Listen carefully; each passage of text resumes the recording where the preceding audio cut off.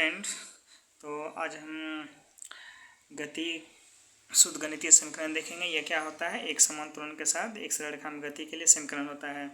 तो किसी सरल रेखा पर एक समान त्वरण से गतिशील कण की गति का वर्णन कुछ समीकरण द्वारा दिया जाता है, जिसे हम शुद्ध गणितीय समीकरण कहते हैं, काइनेमेटिक इक्वेशन कहते हैं। ठीक है, तो यहाँ पर पहला है वेग समय समीकरण। ठीक है, तो एक सरल रेखा में एक समान त्वरण से गतिशील कण का त्वरण वेग समय ग्राफ की ढाल से प्राप्त होता है। ठीक है ना, त्वरण जो होता है वेग समय ग्राफ की ढाल से प्राप्त होता है। अतः रेखा ए बी के लिए, जैसे यहाँ पर एक सरल रेखा में एक समान त्वरण से के साथ गति के लिए वेग समय ग्राफ है ये वेग समय ग्राफ है ये। ठीक है, तो इसका ढाल क्या होगा? बी सी बटे ए सी होगा। यहाँ पर लिखा गया है अतः रेखा ए बी के लिए ढाल क्या हो जाएगा? बी सी बटे ए सी हो जाएगा। तो यहाँ पर बी सी बटे ए सी, बी सी को हम लोग क्या लिख सकते हैं? बी ई माइनस सी लिख सकते हैं। यहाँ से देख सकते हैं बी सी क्या लिख सकते हैं? ये बी ई माइनस ये सी कर देंगे तो ये मेरा बी सी बचेगा।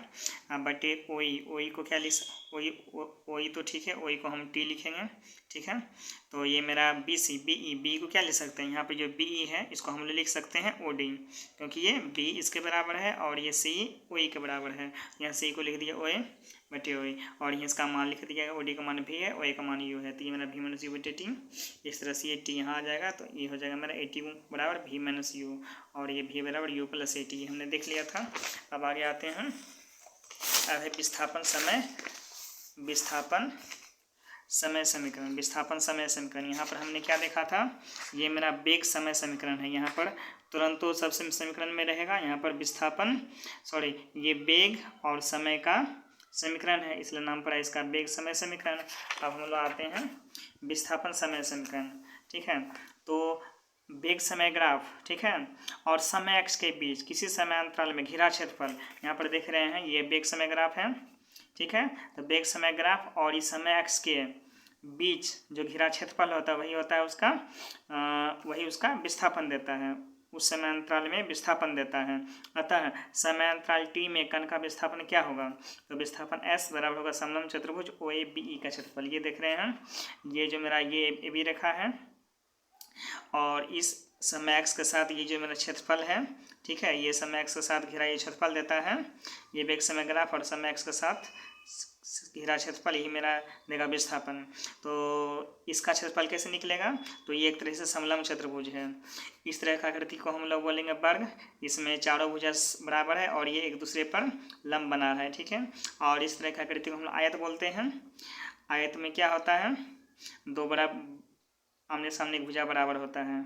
ठीक है, इस आयत होती है। और समलंब में क्या होता है? कि एक ही रेखा हो, ठीक है ना, एक ही रेखा पर दो रेखा एक दूसरे पर लंब हो और तीसरी रेखा आपस में बराबर नहीं हो, कोई भी रेखा आपस में बराबर नहीं होगा। ठीक है, तो इस तरह का आकृति को समलंब कहते हैं। एक ही रेखा पर दो रेखा समान लंब बनाए। ठीक है, तो इस तरह का आकृति को हम समलंब बोलेंगे। तो ये जो मेरा समलंब आकृति है ये समलंब चतुर्भुज है, चार भुजा है।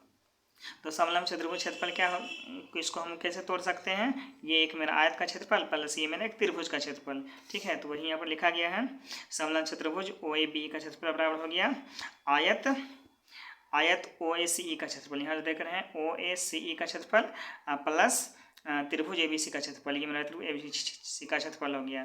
तो आयत का क्षेत्रफल हमको मालूम है, लंबाई गुना चौड़ाई होता है। तो यहाँ पर लंबाई क्या है? तो यहाँ पर देख सकते हैं लंबाई मेरा ओ ई हो गया, ओ ई, और चौड़ाई मेरा ओ ए हो गया। तो वही यहाँ पर लिखा गया है ओ ए गुना ओ ई प्लस ये मेरा त्रिभुज क्षेत्रफल क्या होता है? तो ये मैं यहाँ पर समकोण त्रिभुज है। समकोण त्रिभुज क्षेत्रफल क्या होता है? 1/2 गुना आधार गुना शीर्ष लंब होता है। ठीक ना, तो 1/2 यहाँ पर किया गया है, 1/2 गुना आधार क्या है? आधार देखने में ऐसी आधार ऐसी है और ऊंचाई शीर्ष लंब क्या है? ये इस पर शीर्ष लंब है, शीर्ष से डाला गया ये लंब है, तो इसलिए इसको बी सी को बोलेंगे शीर्ष लंब।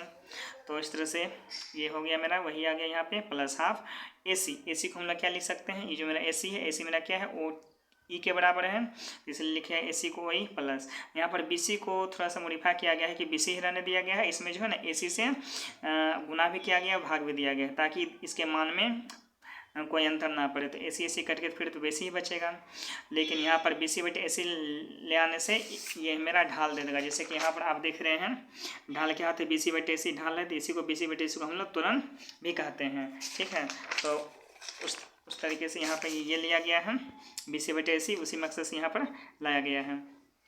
फिर यही हो जाएगा। फिर यहाँ पर देख रहे हैं BC बटे AC या AC को क्या लिख दिया है, AC को हम जो है ना हम लोग OET रखे हैं, क्या रखे हैं, OE रखे हैं, ठीक है, OE रख दिए। फिर ये हाफ, ये यहाँ देख रहे हैं OE गुना OE क्या हो जाएगा मेरा, OE स्क्वायर हो जाएगा और BC मेरा यहाँ आ गया, यानी कि ये मल्टीपल में है तो इसको कहीं भी रख सकते हैं।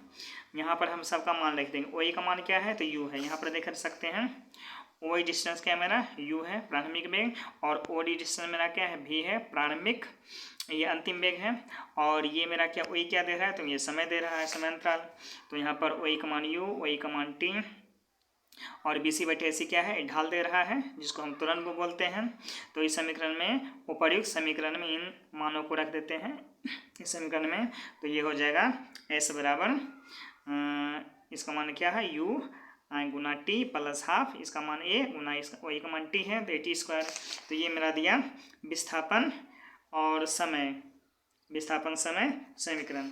अब आते हैं वेग विस्थापन समीकरण। वेग विस्थापन समीकरण जैसे कि यहाँ पर देख रहे हैं, वेग है, ठीक है, और ये विस्थापन है, वेग विस्थापन समीकरण। तो समलंब चतुर्भुज का क्षेत्रफल, एक हम लोग समलंब चतुर्भुज क्षेत्रफल होता है, उसका क्या होता है समलंब चतुर्भुज क्षेत्रफल, 1/2 गुना समांतर भुजाओं का योग गुना उनके बीच की दूरी।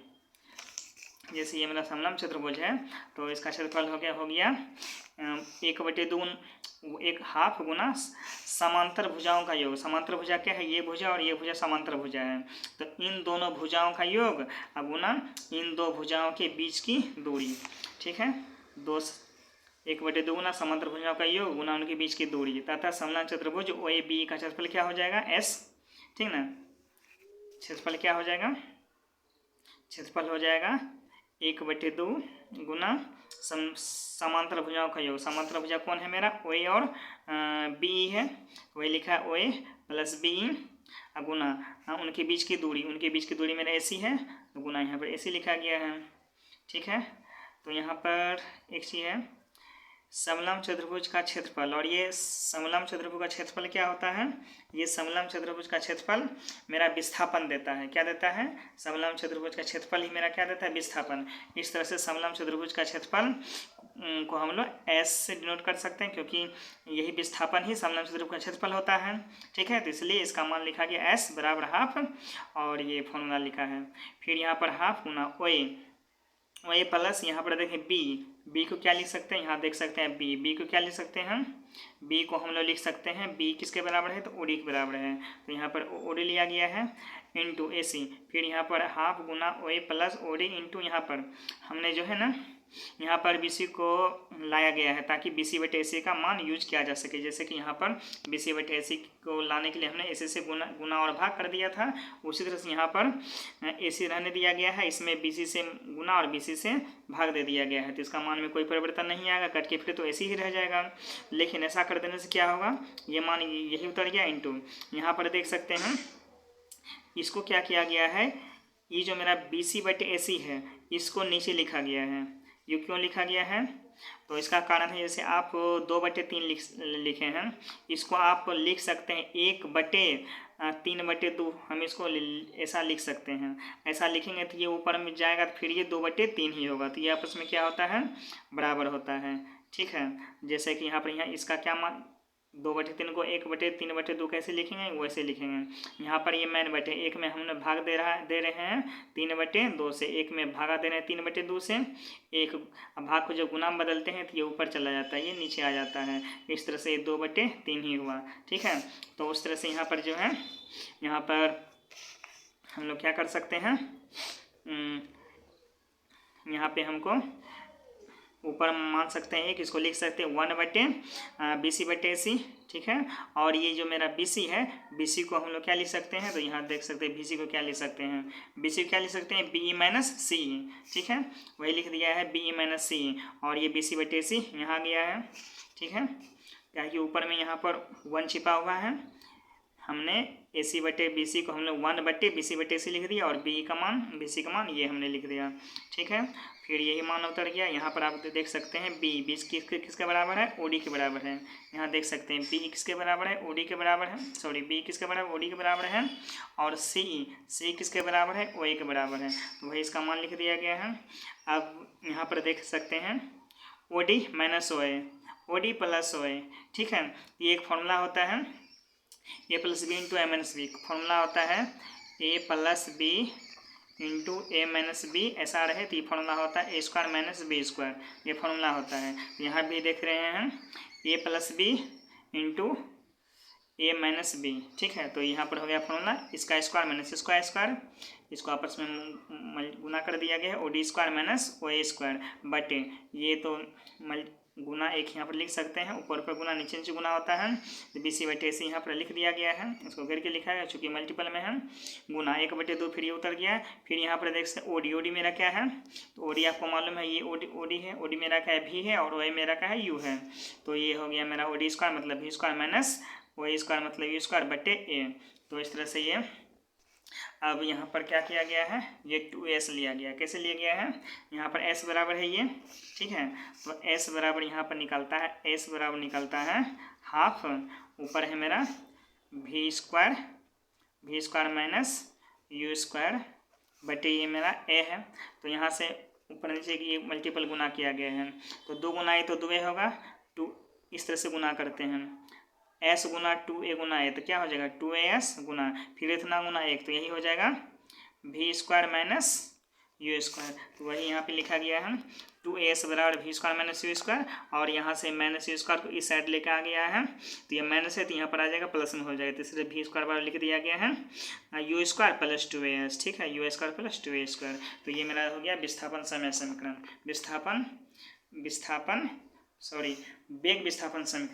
वेग विस्थापन समीकरण। अब आते हैं एक समान त्वरित गति के लिए औसत वेग निकालते हैं, ठीक है। तो मान लिया कि एक कण एक सरल रेखा में एक समान त्वरण a से गतिशील है, ठीक है। समय अंतराल 0 से t में कण का औसत वेग क्या होगा, तो वेग का फॉर्मूला होता है विस्थापन बटे समय, ठीक है ना। तो औसत वेग को भी माना एवरेज से सूचित करेंगे इसको, विस्थापन बटे समय। विस्थापन को हम लोग क्या लेते हैं, विस्थापन क्या होता है s होता है, s बटे समय को t, और यहाँ पर 1/t यहाँ पर लिख लिया गया है, और ये s का जो फॉर्मूला निकला यहाँ पर देख सकते हैं ut plus half AT square, वो यहाँ पे लिख दिया गया है ut plus half AT square. अब क्या देख रहे हैं यहाँ से 1/2 से दोनों में मल्टीपल हो जाएगा, 1/2 यहाँ भी गुना हो जाएगा, 1/2 यहाँ भी गुना हो जाएगा, तो ये t ये कट जाएगा, बचेगा u प्लस एक गुना इतना ही रहेगा, ये t गुना यहाँ पर आ जाएगा t, तो 1t और 1t यहाँ पर 2t है, टी स्क्वायर का मतलब 2t है, 1t खत्म हो जाएगा, तो बचेगा 1 गुना 1/2, 1/2 गुना ये t तो खत्म, a गुना t सिर्फ AT बचेगा, ठीक है। अब यहाँ पर क्या किया गया है, u प्लस ये हाफ तो रहेगा ही, ये AT को हम लोग क्या लिख सकते हैं, तो v माइनस u लिख सकते हैं। कहाँ से लिख सकते हैं, जैसे कि यहाँ पर देख सकते हैं v माइनस u को क्या लिख सकते हैं, AT लिख सकते हैं, ठीक है। जैसा कि ये फॉर्मूला होता है v बराबर u प्लस AT से, ये हमने लिख दिया, ठीक है। AT की जगह v माइनस u लिख दिया। अब यहाँ से यहाँ पर जो है ना एक से भाग दें तो ये मेरा भिन्न का जोड़ हो गया, अंश बटे हर, यहाँ भी अंश बटे हर है, तो इन दोनों का लघुत्तम 2, 1 से भाग देंगे 2 गुना u, 2u हो जाएगा, प्लस इससे भाग देंगे 1 कट जाएगा, फिर यही उतर जाएगा, ठीक है। तो 2u में 1u माइनस हो जाएगा, तो 2u में 1u जाए 1u प्लस ये भी रह जाएगा, इसलिए ये एवरेज वेलोसिटी निकला u प्लस v बटे 2। तो यहाँ पर क्या देख रहे हैं, औसत वेग क्या होता है, अंतिम प्रारंभिक वेग और अंतिम वेग का औसत होता है, बटे 2 होता है। तो अतः किसी सरल रेखा में एक समान त्वरण से गतिशील कण के लिए औसत वेग उसके प्रारंभिक वेग और अंतिम वेग का औसत होता है, प्रारंभिक वेग और अंतिम वेग का औसत होता है, सबको जोड़ दो, जितना है उससे भाग दे दो, ठीक है। तो यही मेरा औसत वेग हुआ। अब आते हैं एक समान त्वरित गति के लिए विस्थापन समय ग्राफ, ठीक है। एक समान त्वरित गति के लिए विस्थापन समय ग्राफ, तो सरल रेखा में एक समान त्वरण a से गतिशील कण का विस्थापन, ये कण का विस्थापन क्या होता है, s बराबर ut plus half AT square, जो कि हमने यहाँ पे निकाला था, ये होता है। यदि कण विरामावस्था से गति प्रारंभ करता हो तो प्रारंभिक वेग क्या हो जाएगा 0, चूँकि विरामावस्था से जा रहा है तो प्रारंभिक वेग क्या हो जाएगा 0, तो ये 0 को मान यहाँ पर रख देंगे, तो क्या हो जाएगा, ये s बराबर ये हाफ, यहाँ पर u को मान 0 रख देंगे, तो 0 गुना t 0 हो जाएगा, ये तो 0 ये खत्म हो जाएगा, ये बचेगा मेरा 1/2 AT स्क्वायर, ठीक है। तो इसी से हम लोग जो है ना विस्थापन और समय के बीच जो है हम ग्राफ खींचेंगे, ठीक है। तो ये ग्राफ जब खींचते हैं तो ये इस तरीके का आता है। वही लिखा है, यदि ऐसे कण के लिए विस्थापन समय ग्राफ खींचा जाए तो वह चित्र 2.16 में दर्शाए गए वक्र रेखा जैसा होगा। जैसे यहाँ पर देखें वक्र रेखा जैसा होगा। जैसे कि यहाँ पर क्या देख रहे हैं, ये मेरा विस्थापन होगा, विस्थापन s है, और ये मेरा समय t है। तो यहाँ तक 1/2 कांस्टेंट रहेगा, इसका मान नहीं बदलेगा। यहाँ पर त्वरण समय बदल रहा है, और त्वरण क्या है, त्वरण मेरा एक समान त्वरण है, ठीक है, एक समान त्वरण है, तो त्वरण मेरा भी कांस्टेंट है, लेकिन समय बढ़ रहा है, ठीक है, समय बदल रहा है, तो इसका मान भी t² के रूप में ये बदल रहा है। t का मान बढ़ रहा है तो विस्थापन भी ये बढ़ रहा है। t का मान बढ़ने से विस्थापन ये क्या होता है, बढ़ता है, ठीक है, क्योंकि समान 2 रखें 2 दूनी 4 हो जाएगा, फिर 3 रखें 3 रखें 3 3 9 हो जाएगा, तो विस्थापन भी ये बढ़ रहा है। तो इस तरह से जो आकृति आया, इस तरह की आकृति को हम लोग परवलय कहते हैं, ठीक है। तो ऐसे वक्र को हम लोग परवलय पाराबोला कहा जाता है, ठीक है।